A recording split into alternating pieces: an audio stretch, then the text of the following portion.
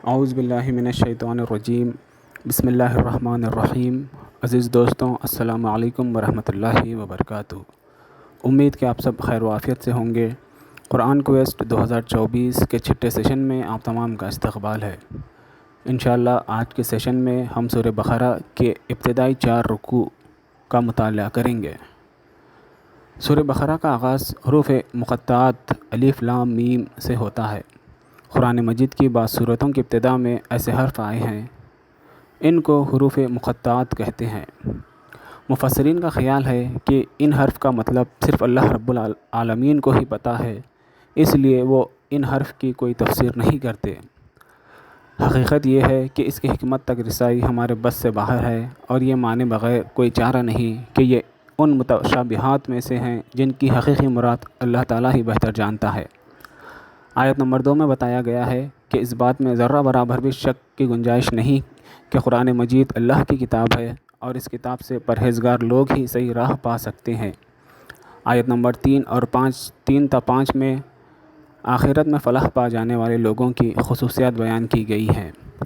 آیت نمبر 6 اور 7 میں کافروں کا ذکر کرتے ہوئے اللہ تعالیٰ ارشاد فرما رہا ہے کہ ان کے دلوں پر مہر لگا دی گئی ہے اور ان کی آنکھوں پر پردہ پڑا ہے۔ انہیں ڈرائیں یا نہ ڈرائیں، اب وہ ایمان نہیں لائیں گے، ان کے لیے آخرت میں بڑا عذاب ہے۔ آیت نمبر 8 تا 13 میں منافقین کا ذکر کیا جا رہا ہے۔ یہ لوگ ظاہر میں تو اپنے آپ کو مسلمان کہتے تھے، مگر دل سے مسلمان نہیں ہوئے تھے۔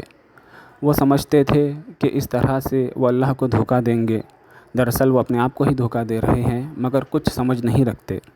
ان کے دل میں منافقت اور شک و شبے کی جو بیماری تھی، اللہ نے اس میں اور اضافہ کر دیا۔ اب وہ ایمان کا مزہ نہیں چکھ پائیں گے۔ وہ حقیقی بے وقوف ہیں، لیکن اس بات سے بے خبر ہیں۔ آیت نمبر 14 تا 20 میں انہی منافقین کا تذکرہ کیا گیا ہے۔ جب وہ تنہائی میں اپنے ساتھیوں سے ملتے ہیں تو ایمان والوں کا مذاق بناتے ہیں۔ حقیقت یہ ہے کہ اللہ تعالیٰ بھی ان سے مذاق کرتا ہے، اور وہ ان کی رسی دراز کر رہا ہے تاکہ سرکشی میں بھٹکتے رہیں۔ یہ وہ لوگ ہیں جنہوں نے ہدایت کے بدلے گمراہی خرید لی ہے۔ ان کی یہ تجارت انہیں فائدہ نہیں پہنچا سکتی۔ ان کے پاس جب ہدایت آئی، نور آیا، تو اسے قبول کرنے کی بجائے انکار کیا، تو اللہ نے بھی انہیں اندھیروں میں چھوڑ دیا۔ اب وہ بہرے ہیں، اندھے ہیں، گونگے ہیں۔ آیت نمبر 21 اور 22 میں براہ راست تمام لوگوں کے سامنے یہ بات بیان کی جا رہی ہے جو قرآن مجید کی دعوت کا حقیقی مقصد ہے، جس کے لیے کتابیں اتاری گئیں، انبیاء بھیجے گئے کہ اے لوگوں، اپنے رب کی عبادت کرو جو ہمارا اور ہم سے پہلے گزرے ہوئے لوگوں کا خالق ہے۔ اسی نے ہمارے لیے زمین کو فرش اور آسمان کو چھت بنایا، زمین سے روزی فراہم کی، لہٰذا اللہ کے ساتھ کسی کو شریک نہ کرو۔ آیت نمبر 23 اور 24 میں انکار کرنے والوں کے لیے کھلا چیلنج پیش کیا گیا ہے کہ اگر تمہیں قرآن میں شک ہو کہ یہ اللہ کی طرف سے نہیں ہے تو اس جیسی کوئی ایک صورت بنا لاؤ، اور اللہ کے سوا جتنے بھی تمہارے مددگار ہیں ان سے مدد لے لو، اور تم ایسا ہرگز نہیں کر پاؤ گے تو جہنم کی آگ سے بچو جن کا ایندھن انسان اور پتھر ہیں۔ آیت نمبر 25 میں نیک عمل کرنے والوں کو خوشخبری دی گئی ہے کہ ان کے لیے آخرت میں جنت ہے جہاں نہریں بہہ رہی ہوں گی، اور ایسی نعمتیں ہوں گی جو کسی آنکھ نے نہ دیکھی ہو۔ آیت نمبر 26 میں یہ وضاحت کی گئی ہے کہ اللہ مچھر، مکھی، مکڑی یا کسی حقیر چیز کی مثال دینے سے نہیں شرماتا۔ اہل ایمان تو اس مثال کو حق سمجھتے ہیں، اور انکار کرنے والے یہ سوچتے ہیں کہ اس سے اللہ نے کیا مراد لی ہے۔ آیت نمبر 27 اور 28 میں اس عہد کا ذکر کیا گیا ہے جو اللہ تعالیٰ نے انسانوں کو پیدا کرنے سے پہلے آنے والی تمام روحوں کو جمع کر کے ان سے پوچھا تھا کہ کیا میں تمہارا پروردگار نہیں ہوں؟ سب نے اللہ تعالیٰ کے پروردگار ہونے کا اقرار کر کے عہد لیا تھا کہ وہ اللہ تعالیٰ کی اطاعت کریں گے۔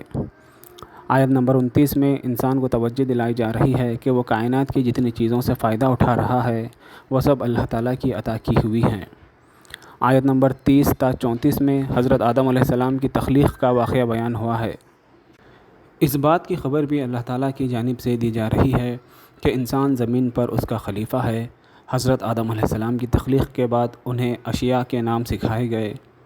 انسان کے علم کی صورت دراصل یہی ہے کہ وہ ناموں کے ذریعے سے اشیاء کے علم کو اپنے ذہن کی گرفت میں لاتا ہے۔ پھر اللہ تعالیٰ نے سارے فرشتوں کو آدم علیہ السلام کے سامنے سجدہ کرنے کا حکم دیا، सभी फरिश्ते सजदे में गिर गए और अल्लाह की बड़ाई बयान की, लेकिन इब्लिस ने तकब्बुर के नशे में अल्लाह की नाफरमानी की और इनकार करने वालों में शामिल हो गया। आयत नंबर 35 ता 39 में हज़रत आदम अलैहिस्सलाम और उनकी ज़ौजा हज़रत हव्वा अलैहिस्सलाम की जन्नत में की गई आजमाइश का ज़िक्र है। जब उन दोनों की तख्लीक़ के बाद जन्नत में रखा गया और किसी दरख्त के पास जाने से रोका गया था।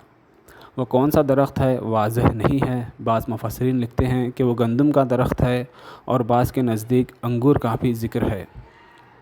बहरहाल वो जन्नत का एक दरख्त था जिससे उन दोनों को रोका गया था, लेकिन शैतान जो काफिरों में से हो गया था उसने उन दोनों को बहका कर उस दरख्त के पास ले गया। फिर अल्लाह ताला ने हज़रत आदम अलैहिस्सलाम और हज़रत हव्वा अलैहिस्सलाम को जन्नत से निकाल कर ज़मीन पर भेज दिया। इस नाफरमानी पर हज़रत आदम अलैहिस्सलाम बहुत परेशान हो गए थे। अल्लाह की तरफ रुजू किया तो अल्लाह ने उन्हें तौबा के अल्फाज सिखा दिए। दोनों ने तौबा की तो अल्लाह ने तौबा कबूल फ़रमाई और ज़मीन पर उनके रहने बसने का इंतज़ाम फ़रमाया और हुक्म दिया कि जो भी हिदायत मेरी तरफ़ से तुम्हारे पास पहुँचे तो उस पर अमल पैरा रहने वालों के लिए कोई खौफ व रंज का मौका नहीं होगा, और जो इनकार करेंगे वो हमेशा जहन्नुम में रहेंगे। अस्सलामु अलैकुम व रहमतुल्लाहि व बरकातुहू।